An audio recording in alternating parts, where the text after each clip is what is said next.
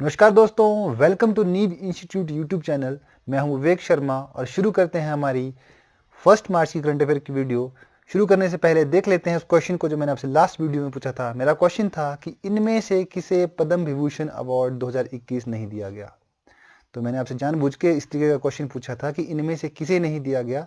थोड़ा मुश्किल क्वेश्चन था और आप लोगों ने कमेंट बॉक्स में इसका आंसर नहीं किया। आप लोगों ने सर्च करके भी इसका आंसर करने की कोशिश नहीं की, जो कि एक अच्छी बात नहीं है। अगर आप लोग सर्च करते तो आपको बहुत कुछ जानने के लिए मिलता है इस अवार्ड के बारे में। पर चलो देख लेते हैं इस वीडियो में इस क्वेश्चन का आंसर। तो इस क्वेश्चन का आंसर है हमारे पास ऑप्शन सी, रामविलास पासवान। इनको पद्म विभूषण नहीं मिला, इनको मिला है पद्म भूषण। तो जो है पद्मा अवार्ड्स हैं हमारे देश में, ये सेकंड, देखो सबसे बड़ा अवार्ड जो हमारे देश में है वो है भारत रत्न। तो सबसे बड़ा जो सिविलियन अवार्ड है वो है भारत रत्न, और उसके बाद आते हैं पद्मा अवार्ड्स। तो पद्मा अवार्ड 3 तरह के होते हैं, एक होता है पद्म विभूषण, एक होता है पद्म भूषण और एक होता है पद्मश्री। तो इनको इंस्टीट्यूट किया गया था 2 जनवरी 1994। ये भी एक इंपॉर्टेंट क्वेश्चन है कि पद्मा अवार्ड कब से शुरू हुए, तो 2 जनवरी 1954 आपको ईयर याद रखना है। तो इस बार प्रेसिडेंट रामनाथ कोविंद ने 119 अवार्ड को अप्रूव किया, पद्मा अवार्ड्स को। इसमें से 7 हैं पद्म विभूषण, 10 है पद्म भूषण और 102 है पद्मश्री। तो सेकंड नंबर का अवार्ड है पद्म विभूषण, थर्ड नंबर का है पद्म भूषण और फोर्थ नंबर का है पद्मश्री, जिसमें से आपको ये 7 और ये 10 ये ध्यान रखने हैं। उसमें से भी मोस्ट इंपॉर्टेंट है ये 7 अवार्ड। देख लेते हैं इनके बारे में। तो जिन जिन पर्सनैलिटीज़ को मिला है पद्म विभूषण अवार्ड, उसमें से नंबर 1 है शिंजो आबे। तो शिंजो आबे जो हैं वो थे जापान के एक्स प्राइम मिनिस्टर। ठीक है जी। तो जो जापान के एक्स प्राइम मिनिस्टर थे शिंजो आबे, जिनको पब्लिक अफेयर फील्ड में दिया गया Padma Vibhushan award. Very important. Comment box में लिखेंगे कि करंटली कौन है प्राइम मिनिस्टर ऑफ जापान। ठीक है जी, ये भी इंपॉर्टेंट क्वेश्चन है। तो आप लिखेंगे करंटली कौन है prime minister of Japan comment box में। तो शिंजो आबे ने बहुत सारा एफर्ट किया, जैसे कि क्वाड बनाया। क्वाड क्या है? क्वाड है ग्रुप ऑफ 4 नेशंस, जिसमें इंडिया, जापान, यूएसए और ऑस्ट्रेलिया का एक ग्रुप है। ठीक है। तो इसने इस तरीके से इन्होंने काफ़ी काम किया पब्लिक अफेयर कैटेगरी में। तो इंडिया ने इनको दिया पद्म विभूषण अवार्ड। नेक्स्ट हमारे पास पर्सन है एसपी बाला सुब्रमण्यम। इनको आर्ट कैटेगरी में दिया गया अवार्ड और ये दिया गया पोस्टथॉमस। इसको इस शब्द का मतलब होता है मृत्यु उपरांत। ठीक है, मरने के बाद इनको अवार्ड दिया गया। तो ये है तमिलनाडु से। नेक्स्ट है हमारे पास डॉक्टर बेले मुनप्पा हेगड़े। तो ये कार्डियोलॉजिस्ट हैं, हार्ट के डॉक्टर हैं। ठीक है जी, कर्नाटका से हैं। इनको भी दिया गया पद्म विभूषण अवार्ड। नेक्स्ट है नरेंद्र सिंह कापने। तो ये साइंस एंड इंजीनियरिंग फील्ड से हैं, यूएसए के पर्सन हैं। ठीक है, इनको भी मरने के बाद दिया गया अवार्ड। इनका जो भी हम इंटरनेट यूज़ कर रहे हैं इसमें इनका काफ़ी योगदान है। ठीक है जी, तो ध्यान रखेंगे आप। नेक्स्ट है मौलाना वहीदुद्दीन खान। तो ये स्पिरिचुअलिज्म है। ठीक है, ये एक मुस्लिम धर्मगुरु है जिन्होंने ये भी कहा था कि जो अयोध्या मंदिर और बाबरी मस्जिद का विवाद था उसको ख़त्म करने में इनका भी योगदान रहा है, इसलिए इनको दिया गया पद्म विभूषण। नेक्स्ट है बीबी लाल। ये एक आर्कोलॉजिस्ट हैं, दिल्ली के रहने वाले हैं। तो इन्होंने ये पहले पर्सन है जिन्होंने बताया था कि जो बाबरी मस्जिद का स्ट्रक्चर है उसके नीचे राम मंदिर का कुछ अवशेष है। ठीक है, और आखिरी है सुदर्शन साहू। ये एक स्कल्पचर है। ठीक है, जैसे वो पत्थरों के ऊपर मूर्ति बनाने वाला काम करते हैं। ये उड़ीसा से हैं, तो इनको भी मिला पद्म विभूषण। तो ये 7 के साथ वेरी इंपॉर्टेंट है, आपने ध्यान रखने हैं। शिंजो आबे, बी बाला सुब्रमण्यम, बेले मुनप्पा हेगड़े, नरेंद्र सिंह कापने, मौलाना वहीदुद्दीन खान और बीबी लाल, सुदर्शन साहू, ये 7 में। आगे बढ़ते हैं, देख लेते हैं एक बार पद्मा भूषण। तो ये भी इंपॉर्टेंट है, जिसमें से मैं मोस्ट इंपॉर्टेंट डिस्कस करूंगा यहाँ पे। एक है तरुण गोगोई। ठीक है जी, ये असम के पूर्व चीफ मिनिस्टर भी रह चुके हैं। इनको पब्लिक अफेयर में दिया गया पद्म भूषण। सुमित्रा महाजन, ये स्पीकर रह चुकी हैं। ठीक है जी, मध्य प्रदेश से हैं, ये स्पीकर रह चुकी हैं लोकसभा की, तो इनको भी दिया गया पद्म भूषण। इस तरीके से नृपेंद्र मिश्रा, ठीक है जी, सिविल सर्विसेज में इन्होंने बहुत अच्छा योगदान दिया है, तो इनको भी दिया गया पद्म विभूषण। और रामविलास पासवान, ठीक है जी, ये भी मिनिस्टर रह चुके हैं गवर्नमेंट में, तो ये है बिहार से, इनको भी दिया गया पद्म भूषण। तो आप लोगों ने बाकी को भी एक बार रीड मारना है। ठीक है जी, आगे बढ़ते हैं और स्टार्ट करते हैं। पहला क्वेश्चन देखते हैं, आज का पहला क्वेश्चन। तो पहला क्वेश्चन हमारे पास है कि नेशनल साइंस डे कब सेलिब्रेट किया गया। Very very important question. National science day कब सेलिब्रेट किया गया? तो आंसर है ऑप्शन डी, 28 फरवरी। और इसकी थीम देखो, डेज में सबसे इंपॉर्टेंट क्या है? थीम। तो जो 28 फरवरी को नेशनल साइंस डे सेलिब्रेट किया गया उसकी थीम थी future of STI impacts on education skill and work. Very important, future of STI impacts on education skill and work. देख लीजिए नेशनल साइंस डे सेलिब्रेट क्यों किया जाता है, तो जो सर CB रमन थे उन्होंने एक रमन इफेक्ट दिया था, वो दिया था 28 फरवरी 1928। उसी को याद करने के लिए हर वर्ष 28 फरवरी को मनाया जाता है नेशनल साइंस डे। तो वेरी इंपॉर्टेंट है। तो CB रमन ने रमन इफेक्ट दिया था जिसके लिए मनाया जाता है नेशनल साइंस डे। इसी के लिए इन्हें नोबेल प्राइज मिला था फिजिक्स में 1930 में, ये भी आप बात ध्यान रखेंगे। चलो आगे बढ़ते हैं, देखते हैं नेक्स्ट क्वेश्चन। नेक्स्ट क्वेश्चन हमारे पास है कि यूनाइटेड नेशन के असिस्टेंट सेक्रेटरी जनरल किसे अपॉइंट किया गया। वेरी इंपॉर्टेंट क्वेश्चन है। तो क्वेश्चन क्या है कि संयुक्त राष्ट्र के जो सहायक महासचिव हैं वो कौन होंगे, तो इसका आंसर होगा ऑप्शन ए लिगिया नोनुआ। देख लेते हैं थोड़ा सा। तो जो लिगिया नोनुआ है वो होंगी assistant secretary general of United nation. United nation संयुक्त राष्ट्र वेरी इंपॉर्टेंट टॉपिक है, इसके बारे में जान लीजिए। तो यूनाइटेड नेशन क्या है, ये एक बहुत सारे देशों का संगठन है जिसका काम क्या है, शांति बनाए रखना, शांति और सुरक्षा बनाए रखना, पीस एंड सिक्योरिटी मेंटेन करना। तो सबसे पहले क्या हुआ, 1914 और 1918 के बीच में वर्ल्ड वॉर 1 हुआ, ठीक है जी।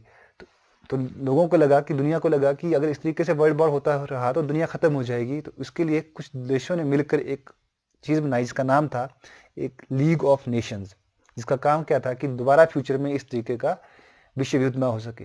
बट हुआ क्या, दोबारा से 1939 और 1945 के बीच में सेकेंड वर्ल्ड वॉर हुआ। दैट मीन ये लीग ऑफ नेशन क्या होगी, फेल होगी। तो उसके बाद एक ऑर्गेनाइजेशन बन के आई, उसका नाम था यूनाइटेड नेशन, संयुक्त राष्ट्र। Very very important. इसका काम क्या था कि वही पीस और सिक्योरिटी मेंटेन करना।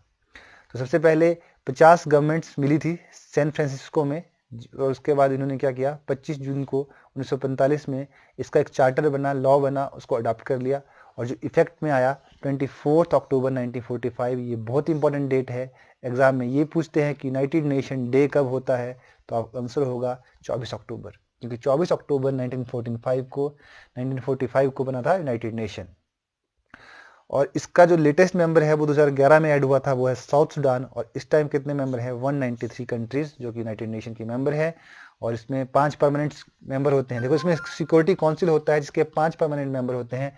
आप ये कमेंट बॉक्स में इनका नाम भी लिखेंगे कि कौन परमानेंट मेंबर होते हैं यूनाइटेड नेशन के, संयुक्त राष्ट्र के। चलो जी आगे बढ़ते हैं, देखते हैं अगला क्वेश्चन।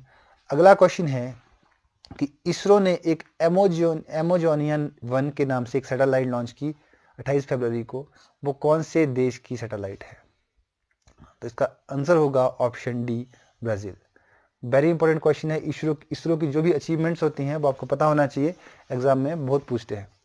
तो ब्राजील की एमेजोनिया 1 नामक सैटेलाइट लॉन्च की इसरो ने, ठीक है जी। ब्राजील के बारे में देख लीजिए, ब्राजील की कैपिटल है ब्राजीलिया, यहाँ के प्रेसिडेंट हैं जेर बोल्सोनारो और यहाँ की करेंसी है रियल। इंपॉर्टेंट। अब ये जो लॉन्च किया गया सैटेलाइट, तो ये कैसे लॉन्च, कहाँ से लॉन्च किया गया, इसको PSLV DL-C-51 रॉकेट के द्वारा लॉन्च किया गया। लॉन्च कहाँ से किया गया, Satish Dhawan space centre, Sriharikota, Andhra Pradesh. Very important, exam में ये पूछते हैं कि सतीश धवन स्पेस सेंटर कहाँ पर है, तो ये है श्रीहरिकोटा में, जो कि आंध्र प्रदेश में एक जगह है।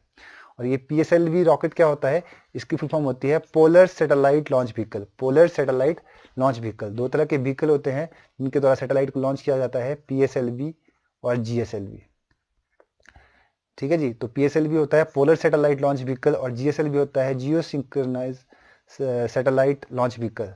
ये जो कम वेट वाली सैटेलाइट्स होती हैं उनको लॉन्च करने के लिए यूज करते हैं, और ये हैवी वेट सैटेलाइट को लॉन्च करने के लिए यूज करते हैं GSLV। थोड़ा सा इसरो के बारे में जान लीजिए, वेरी इंपॉर्टेंट। इसरो की फुल फॉर्म है इंडियन स्पेस रिसर्च ऑर्गेनाइजेशन। ये इंडिया की है स्पेस एजेंसी जिसका काम है जितने भी रॉकेट लॉन्च होते हैं, जितने भी स्पेस से रिलेटेड मिशन होते हैं वो इसरो के द्वारा किए जाते हैं। इसका हेडक्वार्टर है बेंगलुरु में, वेरी इंपॉर्टेंट। और ये बना है 15 अगस्त 1969, अगेन वेरी इंपॉर्टेंट। और इसके चेयरमैन हैं के सिवान, ये भी बहुत इंपॉर्टेंट है। तो इसरो से रिलेटेड आपको सारे फैक्ट पता होने चाहिए। इसरो के द्वारा जो पहली सैटेलाइट लॉन्च की गई थी उसका नाम था आर्यभट्ट, जो कि 1975 में लॉन्च की थी। उस टाइम लॉन्च किसने की थी, सोवियत यूनियन, जो कि रशिया, आज का रशिया सोवियत यूनियन था, उसने लॉन्च की थी इंडिया की पहली सैटेलाइट, जिसका नाम था आर्यभट्ट। थोड़ा सा जान लीजिए, जो इंडिया का सबसे बड़ा मिशन था इसरो का सबसे बड़ा मिशन था वो था चंद्रयान-2, लास्ट ईयर लॉन्च हुआ था। तो उसमें क्या क्या था, उसमें था एक ऑर्बिटर, एक था उसमें लैंडर और एक था उसमें रोवर। तो आपको नाम पता होना चाहिए। तो जो लैंडर था वो था विक्रम और जो रोवर था वो था प्रज्ञान, जिसकी लैंडिंग अच्छे से नहीं हो पाई थी, पर ऑर्बिटर अभी भी अच्छे से काम कर रहा है। और इसरो का सन मिशन है वो है आदित्य L1। ये क्वेश्चन भी बार बार एग्जाम में पूछते हैं, इसलिए मैंने इसको यहाँ पे इंक्लूड किया है। चलो जी आगे बढ़ते हैं। नेक्स्ट क्वेश्चन है, हिमा दास जिसको असम का DSP बनाया गया, ये कौन से स्पोर्ट से संबंध रखती हैं? वेरी इंपॉर्टेंट है, आपको सबको पता है हिमा दास एक क्या है, धावक है, स्प्रिंटिंग इवेंट करती हैं, स्प्रिंट करती हैं, ठीक है, 400 मीटर रेस में दौड़ती हैं। तो ये कौन सी स्टेट से संबंधित है? पहला क्वेश्चन बहुत इंपॉर्टेंट, असम। वहां का बनाया गया इनको डिप्टी सुपरिटेंडेंट ऑफ पुलिस, तो आपको पता होना चाहिए। देखो इनका एक नाम है ढींग एक्सप्रेस, वेरी इंपॉर्टेंट, ये एग्जाम में पूछते हैं कि ढींग एक्सप्रेस के नाम से किसे जाना जाता है, तो वो है हिमा दास, जो कि एक असम की धावक हैं जो 400 मीटर रेस में भागती हैं। और 400 मीटर का जो नेशनल रिकॉर्ड है वो भी इन्हीं के नाम है, और ये है 50.79 सेकंड में ये 400 मीटर रेस पूरी की थी इन्होंने। कब की थी? 2018 के एशियन गेम जो हुए थे जकार्ता इंडोनेशिया में। हर 4 साल में होते हैं एशियन गेम, तो अब होंगे 2022 में। तो ये कहाँ पे होंगे? ये होंगे चाइना में, चाइना के हैंगजाओ शहर में होंगे 2022 के Asian game, again very important.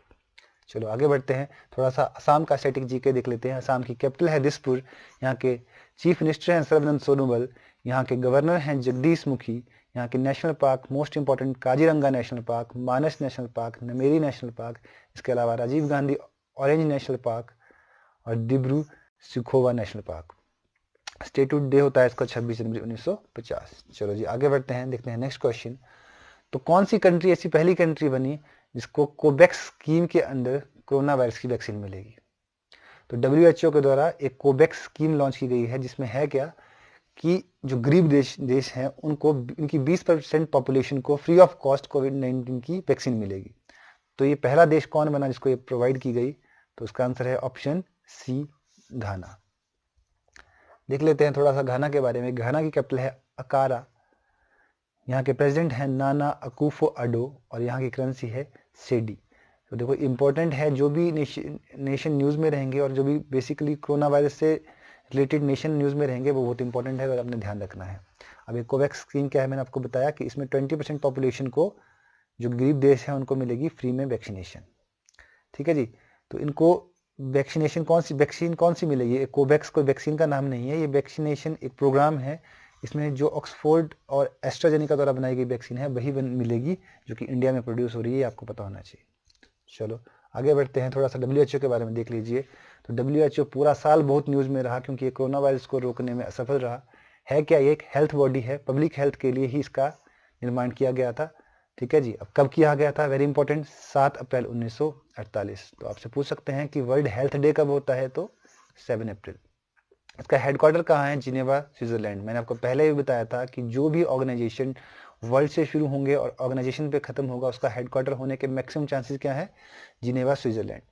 इनके डायरेक्टर जनरल हैं टेड्रोस एडनोम, और ये वेरी इंपॉर्टेंट है, ठीक है। पूरे साल ये न्यूज़ में रहे तो आपको पता होना चाहिए कि वर्ल्ड हेल्थ ऑर्गेनाइजेशन के डायरेक्टर जनरल कौन है? तो टेड्रोस एडनोम। और आखिरी में वो क्वेश्चन जो मैं आप लोगों से पूछूंगा, क्वेश्चन क्या है कि 2021 बजट के अनुसार जो गगनयान मिशन लॉन्च करना है वो कब लॉन्च किया जाएगा? ठीक है जी। तो ये अनमैन्ड स्पेस फ्लाइट होगी, मतलब इसमें कोई लोग नहीं होंगे, एक ओनली हम भेजेंगे गगनयान। तो ये कौन से महीने में, कौन से ईयर में लॉन्च किया जाएगा? तो आपको बताना है, इसको भी इसरो ही लॉन्च करेगा। तो कमेंट बॉक्स में इसका आप आंसर कीजिए। अगर आप लोगों को नहीं पता है तो सर्च करके आंसर करना है, पिछली वीडियो की तरह नहीं करना है कि आंसर नहीं करना है, ठीक है जी। तो आखिरी में देख लीजिए, वीडियो आप तक लेके आ रहा है नीव इंस्टीट्यूट, जो कि आपको offline and online classes provide करवाता है। और हमारी बेस्ट अप्रोच क्या है कि हम आपको 1 वीक का डेमो फ्री देते हैं, तो आप इस तरीके से हमारे को ज्वाइन कर सकते हैं। चलो तो मिलते हैं नेक्स्ट वीडियो में अगले कल, तब तक के लिए goodbye, have a nice day.